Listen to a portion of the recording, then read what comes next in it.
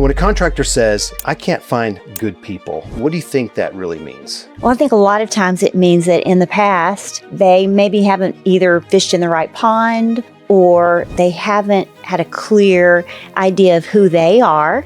So if you don't know what shape of employee you need for the role, if it's vague, you can put any shape in there. Look, when there's no clarity, anything can walk in the door. Many years ago, if someone was fired for values, that those others would come around, those that had been taking the brunt of it or shouldering the load, they would say, what took you so long, Jason? Welcome to the Contractor Freedom Podcast. I'm Jason Phillips. If you're tired of feeling trapped by the business you work so hard to build, you're in the right place. As a multi-million-dollar contractor and founder of Contractor Freedom, I've learned that freedom comes from mastering yourself, leading others, and building systems. Each week, I'll help you build a business that serves your life.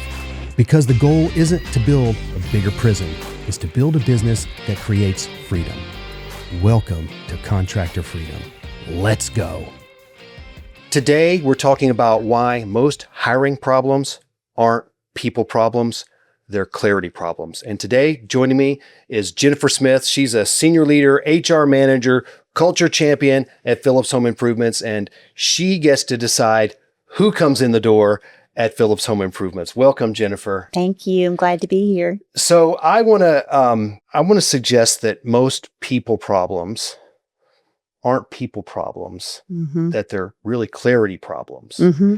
And, people think that they have a people problem, but, when a contractor says, I can't find good people, what do you think that really means? Well, I think a lot of times it means that in the past, they maybe haven't either fished in the right pond or they haven't had a clear idea of who they are, or a clear idea or a combination, or a clear idea of who they're looking for. Who is the ideal candidate for the position that they're looking for? And even beyond that, they may have never really defined the role properly to know, how do I even know if someone fits? So, wow, that you just opened up a whole can of worms. Like ideal candidate, not just candidate. Yeah. An ideal candidate. Yeah. Have you guys thought about, what is an ideal candidate for a role? We're gonna get more into that. So, Jennifer, before you even post a job listing, talk to a candidate. What has to be true before any of that can even happen? Yeah, well, I need to know, first of all, what does the role require? What are those skills, experiences, personality traits, behaviors that I'm looking for? They're going to make this person successful, because we're all about bringing people into our companies and making them successful in roles, right? So that's the first thing. Oh, I thought it was about we're just overloaded and we need relief, so we need someone that can fog a mirror. No, is that not what it is? That would be a big no. No, that's a big no, right? No, I tried that in the early days, and that did not work out too well for me. Yeah. So what happens when someone fills a role, hires someone for a job, and they don't have a clear role or clear values? Like what happens there? Well, many times you have a mismatch. What we need is not what they have to provide. What we have to provide is not what they need. And you get, what's really sad about that picture is you get not just two unhappy people, the owner and the person that was hired, but the company feels it. The rest of the people in your company have pains because something's not fitting or something's missing, something's uncomfortable. It's like the bad shoe that Cinderella wore, wow. Or that the stepsister wore that didn't fit. It makes me think about something that happens at every single one of our in-person events, whether it's a summit, whether it's a sales boot camp or a leadership retreat or management workshop, whatever it is. There's this aha moment that more than one of the owners have in the business when they're like, oh my gosh, I just realized I've got the wrong person. And it could be they're wrong for that role. It could also be they're wrong for that company. And what's the fallout when someone realizes that? Yeah. So your culture hurts. Your culture suffers. Usually things don't get done that need to be done. Mm-hmm. Things that shouldn't be done are done. You feel the tension on the team. You lose time. You lose money. You lose quality. It's not a good thing. And it's hard to get out of that mess too. It is. Because 90%, I'm going to say 90%, not 100, but 90% of all the contractors are very big, soft-hearted people. That's right. And when they realize that person that they've got in that wrong role could be a relative, it could be a friend, it could be a church friend. And those breakups, I'm not calling it a breakup. Yeah. Those aren't easy. No. When you put the wrong person in a role, too many times it ends up in a broken relationship. And if you've just hired from your little pond of your family and friends, like so many contractors do, that's what I did initially. Right. It ends up poisoning relationships. That's so true. So that's not exactly what we're talking about today, but it's a cousin. It's a cousin. Yeah. So, here's the thing that, okay, if you got the kid's toy and you've got, the square peg goes in a square hole, the round peg goes in a round hole, and the triangle goes in a triangle. What's the other one? Is a star, Jennifer? Yeah, the star goes in I the think star so. hole, Hexagon, something like that. Whatever. So if you don't know what shape of employee you need for the role, if it's vague, you can put any shape in there. That's right. And everything that you just mentioned, underperformance. So let's talk about what typically happens with underperformance.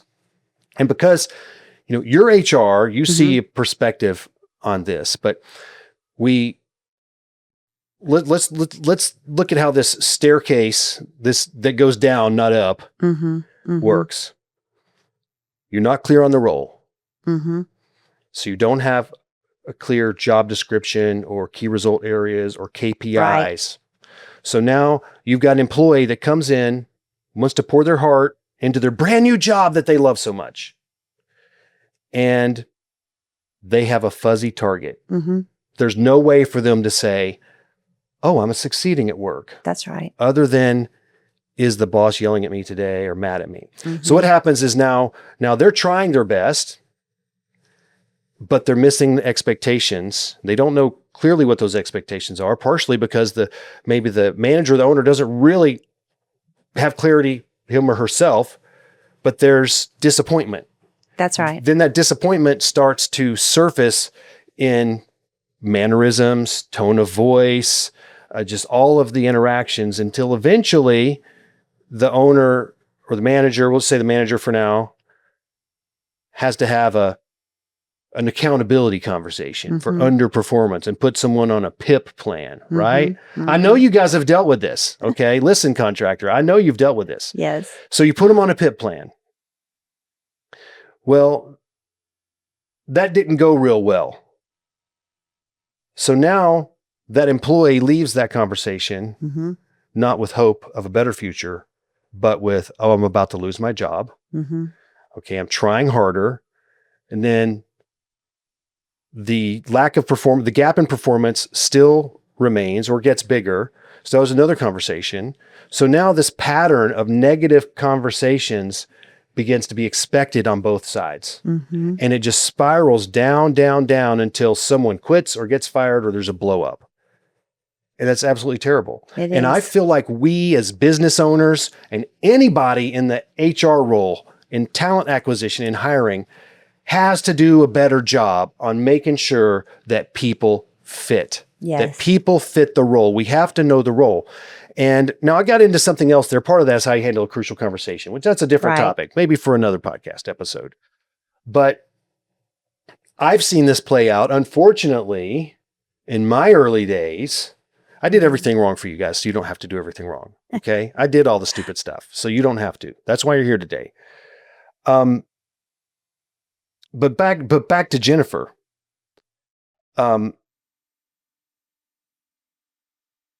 You'll take whatever shows up if you don't know what you're looking for. That's right. But I want to talk about something that prompted us for this episode anyways, which was something that's been on my radar, which was values. And you mentioned to me recently, or someone mentioned to me recently, someone mentioned it to me, that it was someone you were onboarding. And I said, hey, what attracted you to this company and this opportunity? And this person said, it was your core value, faith. And I'm like, awesome. That made me feel good, right? Yeah. And so later I asked you, I said, Jennifer, how often does that happen? And you said basically almost every all the time. Yeah. And since that time, you've kind of done an internal survey. I have. Right? Tell us about what you found. This was so much fun. So I wanted to know, do we really have people that are drawn by our culture? Was this particular new employee a one-off? You know, are we clearly communicating our culture, and is it sticking? Is it attracting the people we want to attract by that? And so I sent out a message independently in chat to each individual employee. And I just asked them, hey, when you came on board or you were looking to come on board a company and you were answering a job posting, what was it about the Phillips posting that really drew you to us and to this place? So you didn't tell them, hey, was it the faith that drew you? I didn't mention anything in the question about values, culture, mission, vision, none of that, because I wanted it to be very objective. I wanted it to be a true measure of how they felt, because I'm gathering data here, right? I'm gathering data. Yes. So, I was so thrilled to see that the answers clustered around about 6 amazing things. One of them, one side was the way we do business, like our reputation, our, ability to grow in a position, a professional atmosphere. That was one side of what I got. But the other side was all about, hey, I want to make a difference somewhere. Your place of business looked like a place where I could make a difference. Hey, I wanted to go where the culture was healthy, and I wanted what you were saying your values are. I wanted a place that valued faith, family, and focus, because those are my values. And I saw those answers cluster around those things, and it excited me, because I realized we've been successful in communicating what's most important to Phillips, to not only the world out there, but our employees. Many of those employees have been with us for years. So for them to be still saying that means we're continuing to communicate our mission, vision, and values successfully. And so I've been on cloud 9 about that since I sent out that little poll, because I feel like we're doing this thing. We're serious about it. And I want that for every listener today. Everybody who's watching today, I want that. Well, it's easy to write our core values down. But we want to be in reality who we say we are. 100%. And it's one way if we feel that way about us. But when others see that it's really happening, right? Yes. You mentioned that there was one employee in particular that had a scorecard on their companies that they were considering. Tell us a little more about that. Yes. Okay. This was so much fun and unexpected. I love surprises. So this particular employee I think of as an influential, persuasive kind of, person, very happy-go-lucky. And so when I asked them the question about what drew them to the company, I never expected a decision matrix. He had created this spreadsheet on paper, handwritten, of about 10 or 12 different things he was looking for in a company. Growth opportunities was one, warm leads, etc. Those kind of things, values that match mine, and so on. And then he had 3 different companies he was considering across the top of each column. And so he gave them not only a score, but a comment or 2 in each window, to share, how are they performing in each area? And in each area, Phillips was winning. So not only in business, but in the areas of business that were personal. Okay. Yeah. We want a business that's personal. Yes. And so we were winning on all of those aspects. And it was exciting to me. But what was really surprising there is that I'd forgotten his third letter above the midline is C, because he has some detail. Yeah. And you don't think about that. Sometimes there are things that we don't even remember about. Yep.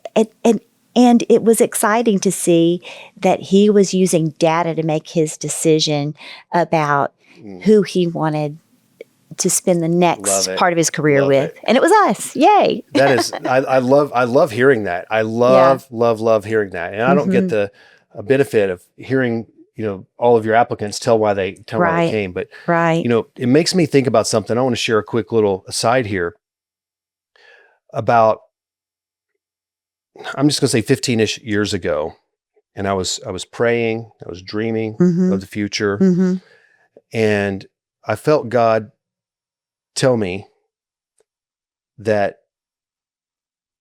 growing my people skills, or that people skills in general, were going to be a huge key to my future success and impact. And it wasn't too long after that I discovered psychometric assessments like DISC and others. And I went on a rampage and took everyone that I could find and settled on DISC.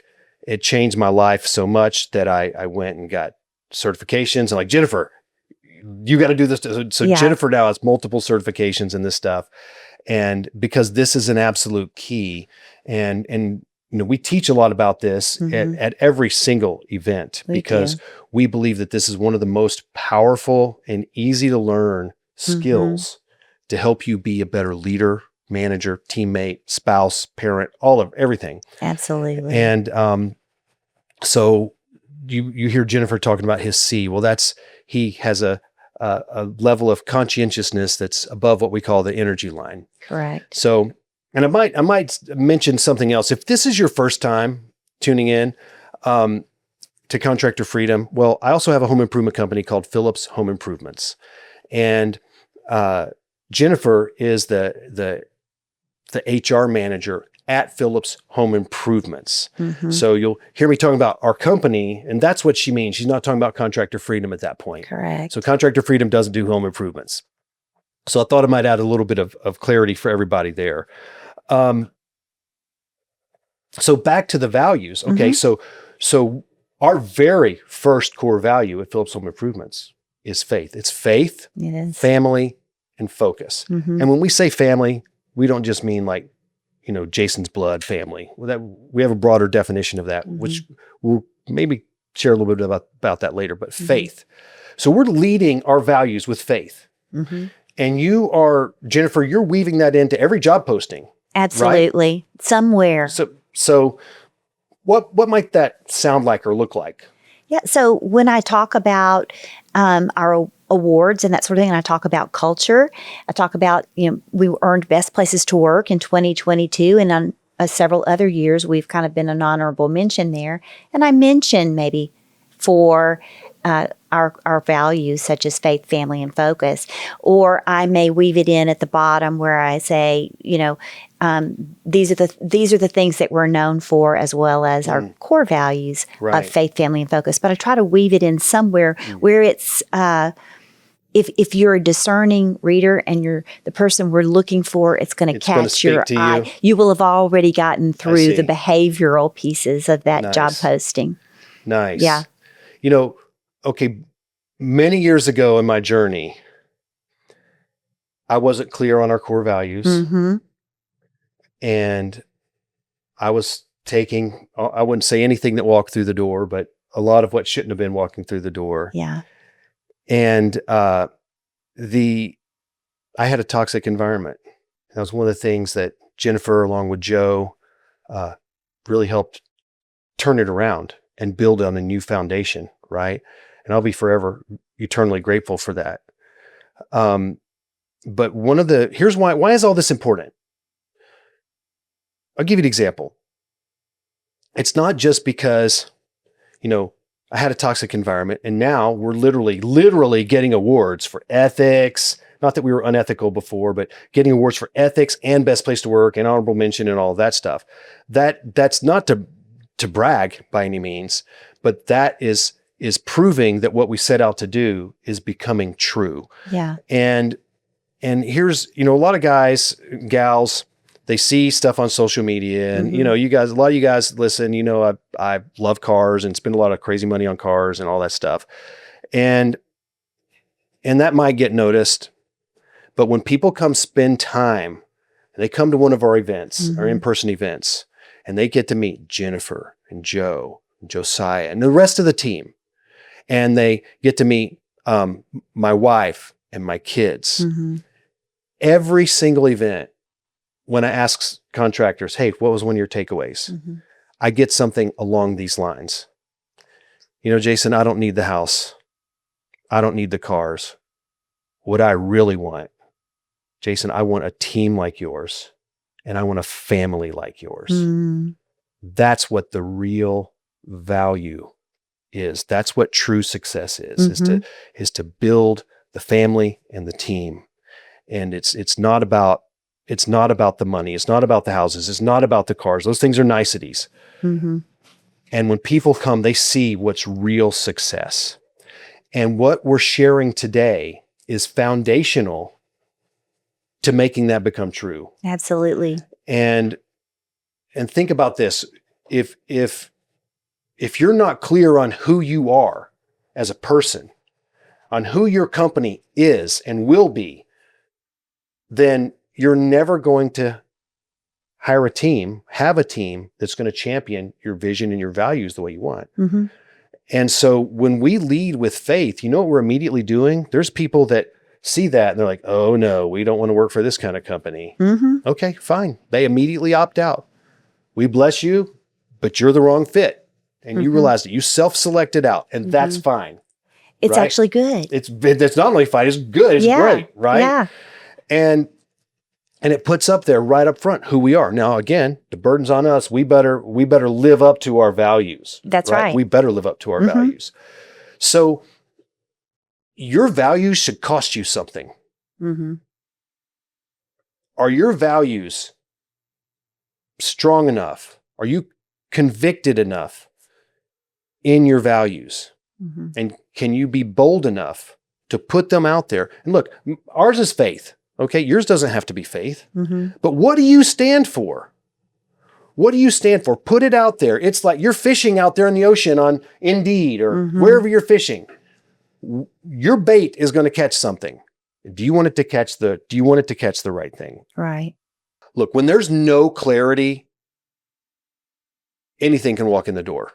Again, you're a warm body. You could do the job. Oh, you worked for the vendor? You worked at the paint store? You must be the ideal employee for us, for every role, because you know paint, or you know shingles, or you know gutters, whatever it is.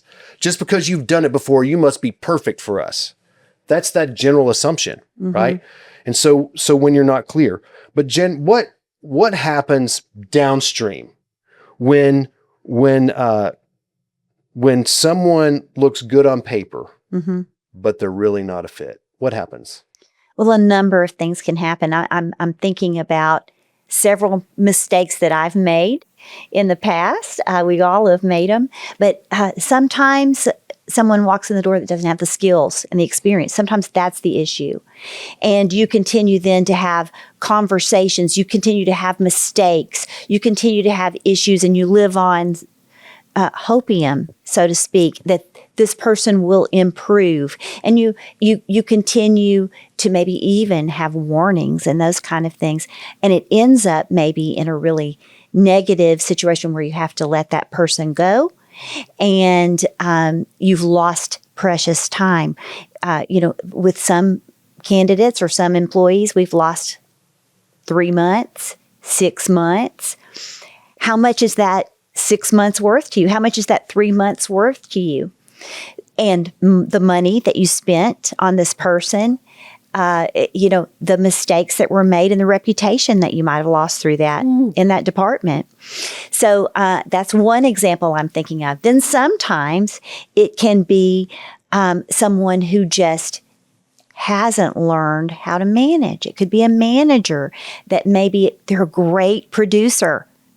And because their resume showed you what an amazing producer they were, or in some position you saw them going through the ranks, but they come to your company and you realize this person doesn't have the people skills they need to encourage people or to hold them accountable or something like that. And so then you lose the hearts of the people in that department. You lose their confidence because they know you put that person there. That's right. Okay, there's another example.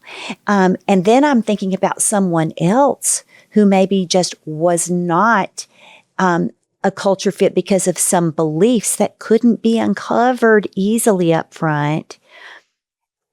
Maybe one person saw some warning signs, but there was so much talent there, or the appearance of so much talent there that you just couldn't say no. You were drawn to that person's potential for what they could do for your company and how they would elevate that department and bring in knowledge that we didn't have prior. But the character, oh my gosh, was the issue. I could just, those are my examples. That reminds me, one of our, honesty and integrity are not one of our core values. We call those permission to play. Yes. Okay. That's just being a good person. Yes. Many years ago, I had an employee come in. He had come in from the Home Depot with a huge smile on his face. And he's like, I just got you this, it's a pass load nailer. It's a nail gun. I just got you this nail gun for free. I'm like, whoa, wow. Would you win a contest? What happened? He's like, no, I was going through the checkout and everything was in the cart and the lady forgot to scan it. And I walked right out the door. Oh, wow. And he really wanted me to pat him on the back. And I was like, oh my gosh. I said, okay, here, we don't do that around here. Yeah. I said, I want you to get in your truck right now. And I want you to go in there and I want you to pay for that and bring me the receipt. And that character issue kept resurfacing and that person didn't make it. Right. But this was one of the most gifted craftsmen we've ever had. And sometimes just what you said, Jen, we make excuses because of someone's talent. We make excuses for other flaws. Right. And I don't care how good someone's talent is. If they're a bad team player, they're going to drag everybody down, and it's going to be worse than you see from the top. Worse than you can see from the top. And you won't really know the true damage until they are finally gone. True. And it might cost you other employees as well. Yeah, it could cost you other employees as well. And trust. I'm glad you had that little piggy bank there. I think it makes you lose trust with your employees, your other employees. Yes. That we would tolerate that behavior. We may not have known about it, but in the mind of that employee, they don't know that. And think about this. Okay, let's just say there's 3 people doing the same job or whatever. Maybe they're different jobs. You're doing your best every day, bringing your A game, trying hard. And if someone else is sloughing off, breaking the rules, and they're not held accountable for it, and they still just keep throwing a paycheck, is that fair? No. And that right there, if you don't deal with that, that means you're a weak leader. That's hurting your team. It's hurting your credibility as a leader. So Jen, you mentioned that candidates regularly tell you that their boss or owner was unethical or it was a toxic environment. Yes. Now, we could say, yeah, that's because they're leaving the job. Okay. What's your take on all that? Can you tell us a little more? Yeah. Sometimes it may be something as simple as a promised incentive is coming or something and it never comes. Or it could be a violated core value where we say it on paper, but we're not living it out. And sometimes it's just a matter, a toxic leader can be somebody who just tolerates toxicity in others. It can look lots of different ways. And it can even be someone who is not leading, someone who just wants to be a buddy and maybe spreads toxicity, I guess rumor mill kind of an environment, and isn't leading, isn't being the example, setting the example for the department. It can look in a lot of different ways, but I see so often people leave bad managers. That's a saying, people don't leave a job, they leave a manager. That's right. Right? Mm-hmm. So, and look, most, not all, but most business owners are fast-paced people, not good with the details. Mm-hmm. And even the ones that are not the fast-paced, if they're the more conscientious type, the business tends to be overwhelming. Right. And inevitably, almost everyone that I talk to, including myself, has made the mistake of, I need to get with them for their review. Mm-hmm. I promised them a raise. I promised them an incentive package at month after month after month. And it doesn't happen. And what happens is your credibility just goes down. Mm-hmm. Mm-hmm. So let's circle back here to the values. Okay. Okay. We can see clearly that having someone on the team that doesn't share the core values, and a lot of companies have, commitment to excellence or growth or whatever. Mm-hmm. If you're not identifying this stuff during the interview process to the best of your ability, right? There's certain questions that you can't ask. Right. They can give up information, and sometimes they do willingly, but you can't coerce them, right? Especially when it's things about, about religion, right? Right. Things like that. Okay. Okay. Your job, Jen, is to be the guardian of the culture at the gate for a company. Yes. And if you are wearing the hiring recruiting hat at your company, I don't care what role, if you're the HR manager, if you're the executive assistant, if you're the office manager, the admin, ops manager, or the owner's spouse, whatever, your job is not just to find talent. Your job is to guard the gate, the culture gate. Because the more years I'm in business, the more I realize it's all about the culture. Leads are important. Cash is important. People are important. And if you have a bad culture and mismatched values, it's going to drag everything down. So, Jennifer, thinking about the gatekeeper, how do you think about your role? I know you have a personal mission in life. I do. So tell us more about that. Yeah. So my personal mission is to help other people find their fit, to find their purpose in life. When I was teaching, that was what it was. When I was leading women's ministry, that's what it was. I wanted to help people find their place.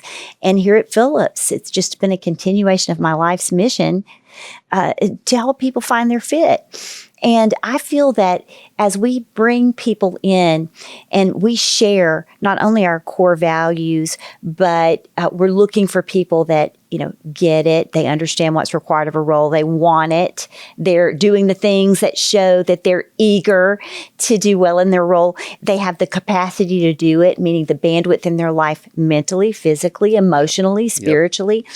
And they're humble, hungry, and smart with people. As we look for those things, we can often, as the gatekeepers, not only let people in that meet those requirements and that we see fall into those categories, but we can keep people out who don't, and we can send people out who violate them.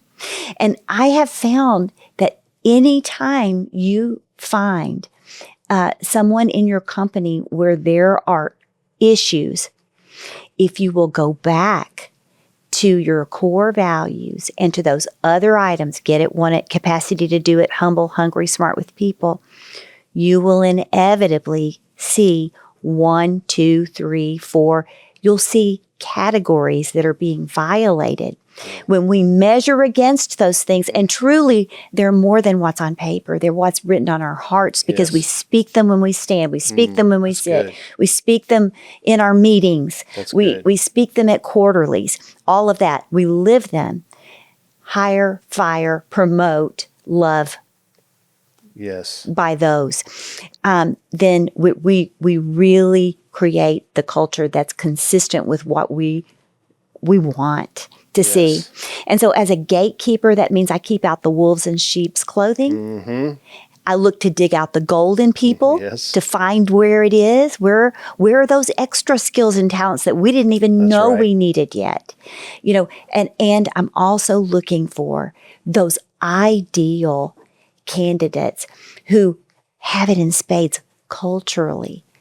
And I'm also asking questions that are not, they're open-ended. They're not yes or no questions. They're questions about the ways they've behaved in the past, because those are great predictors for how they'll behave in the future. Yes.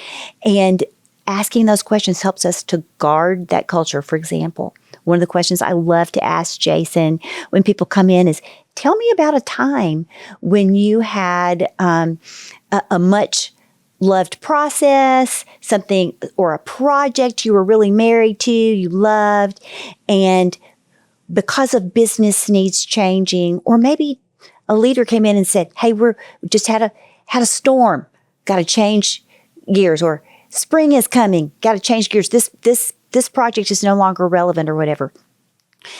How did you behave moving forward? Or you see a neighbor who is exhibiting a toxic trait that your company really has identified doesn't match their culture. What would you do next? Or your leader, your manager asks you to do something that you believe is unethical. What's your next step? And then ask those layering questions. You are going to be the gatekeeper of your company. That's good stuff. By asking the heavy-hitting, hard-hitting, open-ended questions that really get to the heart of what makes a person tick. Yeah, Jennifer, that's amazing. And for you guys that are tuned in today, you can see this isn't just about can they do the job. No. Can you do this process? Do you have this skill? Do you know this software package? Can you run this tool? Look, the skills in home improvements, most of the skills are easily acquirable for the right person. That's right. What you can't change is their personal core values and uncovering and making sure there's a fit. Wow, that is so good. Their talent and their values. And by the way, Jennifer, in our coaching program, for those of you that are not in the coaching program, I'll let you know, the second week of the month, she does a Zoom training on these topics. Additionally, every Friday, she has an open mic, Ask the Expert. So everybody in the coaching program gets access to Jennifer, and just, how amazing that is to be able to just hop on the Zoom, ask the question with an expert. That's so valuable. Jen, what's a mistake that you've made that let the wrong person through an accident? I would say one of the big ones was mistaking sarcasm for just a fun-loving, different personality that would, just create some interest in the office. I didn't see that particular trait, if taken too far, could be toxic, could literally be the thing that could tear people down instead of build them up. And we're about building people up. Yes. So I would say that's one where I did let someone in who had that trait, and I didn't count that cost. And eventually that person that person's employment had to be terminated for very reason, right? It did. Yeah. And no matter, it was hard. It was very hard. And it was hard because she was talented. So the people that kind of worked under this person, in whatever role that was, what happened to them after? And what happened to performance after this person was removed? Yeah. Well, one thing, before this person was removed, their performance continued to decline. I do want to say that. Yep. And then after this person was removed, their performance shot up, and they talked about words like relief.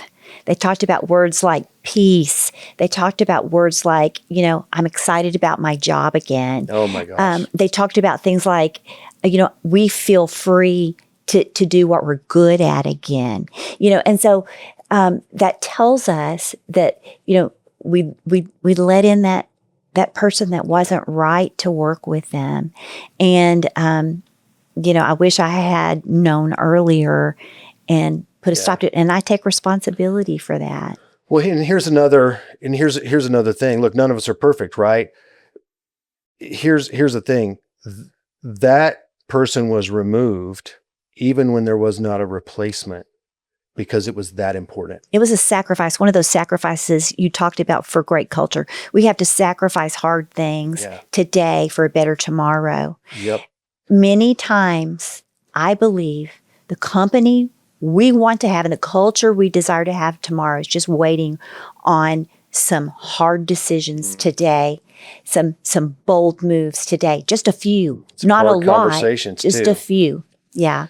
And so what surprises, what has happened to me in the past is, this was many years ago, that if someone was fired for values, that those others would come around, those that had been taking the brunt of it or shouldering the load, they would say, and sometimes they'd say, "What took you so long, Jason?" Yeah. Yeah. Okay, but they didn't feel comfortable to speak up before. And other times, and they would say, "Hey, Jason, that was the right move. We've got it. I already talked to so-and-so and so-and-so, and we're going to split this up. We're not going to miss a beat until you find a new person." And that's exactly what they did. In this case. Yeah. Isn't that amazing? And so they see that leadership cares. Yes. That leadership stands for something. Yes. What do you stand for in your company? Or is someone going to get fired or tolerated? That's a great question. Yeah. So as wearing the recruiting hat, the job is not just acquiring talent. No. It is gatekeeping. It is. Culture, values, vision. This is a very, very important job.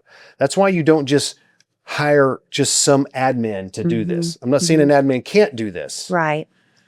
But this needs to be someone that if they get cut, they bleed your colors. This is a passion project. Yes. I'm passionate about this. And here's the thing. Jennifer is not like most HR people. When you, and I don't want to make a blanket statement about all HR people, but HR has a reputation of being cold. They don't care. And they're just looking to write you up for something. You can see that's not who we have here. Okay. We can be clear. We can be kind. We can hold people accountable and still love and care for people. Yeah. So, okay. So here's the hard part. Most people tuning in don't have a Jennifer. You probably are the Jennifer. Okay. So how do you become the gatekeeper without a Jennifer? And so, Jennifer, I want to ask you, what would you share to our listeners? What should they do before hiring a role? That's a great question. So first of all, have those core values. Identify those. Identify your role. Decide, what are the key result areas where if you don't get a result, the main work of this position is not going to get done. The most important things are not going to get done. So identify 3 to 5 key results areas where this person needs to shine. And then you need to make sure that your comp aligns with that. Yes. Those 2 pieces first are the foundation for your role. And then you want, we call it an avatar, which is just kind of the ideal candidate that we want for the role. What are the skills that they have? What are likely personality traits that are going to bring them success in the role? What are those DISC profiles that could connect with those likely personality traits? Fast-paced person with unlimited potential, things like that, right? Exactly. Yeah. Persuasive, influential, whatever. So we want that avatar so that we have an idea who's going to get success, who's going to win in this role. And we want to also then prepare a job posting that's built on those that tripod there, right?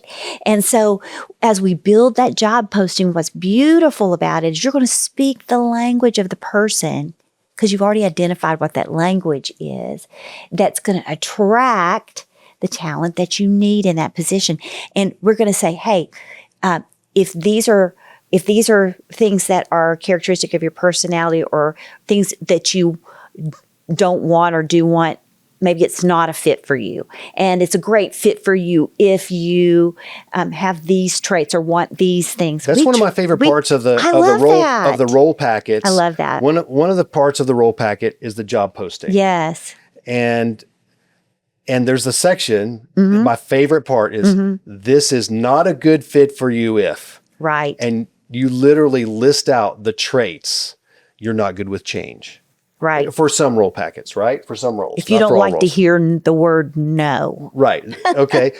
So we want people to see that and say, oh no, this job isn't for me. That's right. Okay. So we've got to get clarity. Owners have to get clarity on their core values. Yes. Who are you? Yes. What are you willing to take a hit for? Yeah. Okay. You've got to have your core values. They can't be a list of 10. It needs to be the core values, not all values, the core values. So you have to have clarity there. You have to have clarity on what you need for the role. Now, most times it's here's all the things we need the role to do. Do this, do that, do this on Monday, do this and that. But shifting it to results areas, the key results areas. That's right. When this job is done well, what is true? Okay. So give you an example. If we were hiring someone to clean the office, it wouldn't be, sweep this, mop that, dust this. Those are actions to do. It would be a key result is the office is always magazine, showroom, camera ready on Friday afternoon by 5 p.m. As an example. Yeah. Right? That's a result. That's a result. So we have to get clear on the results for your roles. So clarity on who you are, your values. Yes. Okay? Because that's going to guide what behavior is acceptable and not acceptable. Yes. That's going to drive decisions. Is this the right decision? The wrong decision? Okay? So like our second core value as an example is people. Yes. You know it's not one of our core values? Profit. If we have to choose between profit and people, we choose people. We can earn more profit later if we lose. We're going to choose people. People are more valuable than money. The right people, people in general are more valuable than money, but the right people on your team are so much more valuable than gold. So again, clarity on who you are, on what's acceptable, your core values, clarity on the results you need for that role. And Jen, you also mentioned the compensation plan. Yes. Has to work, but it's not all about the money, but the compensation plan. So give us an example of, why you put in the tripod, as you said, I like that, the compensation plan.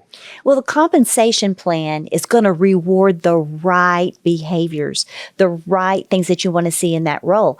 And it's also going to identify what winning looks like for that employee. Nobody wants to be in a position where they don't know when they're winning or not, if they're winning or not. And we believe in a strong pay for performance model that has great incentives that really rewards the end results that we want to see in that position. And our people love it too. Once they catch the vision, sometimes it takes a little while to, if you've never been in a position like that pays that way, to catch the vision. But once they do and realize I can earn what I'm worth, that's exciting. Yes, that is exciting. People want to be rewarded for their effort. They do. Right? They want to know that what they do matters. So I'm going to put you on the spot here for a second. Okay. Give us an example of a line you might use in a job posting that is values forward that really could attract and repel. Okay. Wow, you did put me on the spot there. Well, just start with faith. What might you put in there that's obvious about faith that someone's going to say, "Oh yeah, I want to know more about this company." Yeah. So, believes in and strongly supports the mission, of your company, speaks well about employees and employers.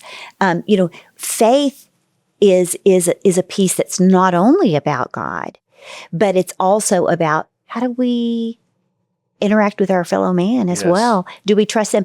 And also, if you can't trust a man, you can't trust God's leading either. And then, do you stands for integrity, stands for doing the right thing, treats others the way they want to be treated, treats your home the way they would want their grandmother's home treated. Those kinds of things that really reflect faith and the heart of God. Yes. And it's okay in your posting to say, hey, this is who we are. It is. I mean, if you want to say we're a Christian-based company, you can say that. It is absolutely fine. And we also say the word that our core values are faith, family, and focus. Yeah, those are right in the ads. So maybe another example, and I guess that one would do it, but maybe what's something that would, repel? I guess faith would attract and repel. That it one could do both. Right there, right? Yeah, absolutely. Don't bother applying if you don't, love, working on Saturdays, or if you don't, that's a great, that wouldn't be a bad section to have. Hey, don't bother applying if. Yeah. You're just being very frank and clear. And just listing hey, we work on Saturdays, the hard parts of the job. We talk about this in interviews. We go over what I call the I gotchas. These are areas of the position that are hard. If you don't like walking outside in the hot weather, don't apply for a sales position or a project management position. That's part of the job. We don't want them to go, oh, I wasn't expecting this. Right. Everybody loses. They lose, you lose, you start over. Exactly. It's better to filter those people out. It is. And it's being kind. It is being Clarity kind. is kindness. That's right. That's right. Great. Okay, so this has been a great conversation, Jennifer. Good. Yeah. There's more to come on this topic, and you can certainly hit me up if you have any messages, or you can certainly hit me up if you have any questions. Shoot me a message. All the contact info is with this episode, and I want you to look forward toward the next episode. We've got more coming in here in season 2 of the Contractor Freedom Podcast. God bless you. Here's what I want you to hear. You don't have a people problem. You have a clarity problem. You never defined the role. You never named your values, so you don't actually know what you're looking for. And when you don't know what you're looking for, you'll take whatever shows up. That's not a hiring strategy. That's a wide open door. Get clear on who you are and what you stand for. Build that into your job ads and your interviews. Let it attract the right people and repel the wrong ones. Because you will never escape contractor prison if every person you hire pulls you right back into contractor prison. The goal was never a bigger team. It was the right team. The kind that guards what you've built right alongside you. And if this episode named something that you've been feeling, do me a favor. Follow the show so the next one finds you. Because we're building on this. And if you know a contractor who's been hiring out of frustration or desperation, send this to him. You might save him a year of the wrong people. I'll see you at the next episode. If today's episode helped you, don't do this journey alone. Join thousands of other contractors inside the Contractor Freedom community at contractorfreedomlive.com and start building the business, the team, and the life you really want. We'll see you next time.